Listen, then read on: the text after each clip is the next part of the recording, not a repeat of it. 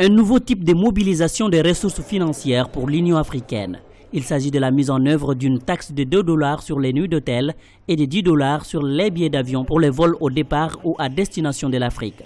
Objectif, réduire la dépendance de l'organisation continentale à l'égard de ses donateurs étrangers. L'Afrique doit pouvoir maintenant se prendre en charge. Et la prise en charge passe effectivement par son autofinancement. Il faut inverser donc la situation de telle sorte que les pays africains soient donc en mesure de financer l'Union africaine en concurrence de 90% au moins pour permettre à l'Union africaine donc de pouvoir s'imposer aux États au plan électoral, au plan militaire. Le nouveau plan concernera l'ensemble des 54 États de l'organisation continentale. Selon des observateurs, une collecte de ces taxes devrait permettre de lever 730 millions de dollars par an.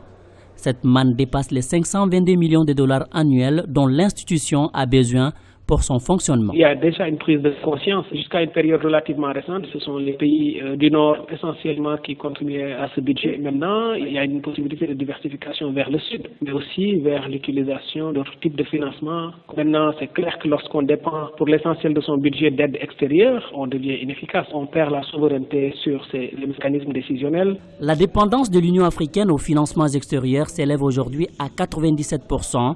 Pour certains experts, l'accent doit être mis sur la souveraineté monétaire du continent. Une taxe additionnelle de 0,5 $ par SMS échangé sur le continent sera aussi mise en œuvre. Pour des experts, ces mécanismes rapporteraient 1,6 milliard de dollars par an à l'organisation continentale. La matérialisation de ces mécanismes de mobilisation des ressources financières permettra à l'Union africaine de financer 65% de ses dépenses dans un délai de 5 ans à compter de 2016.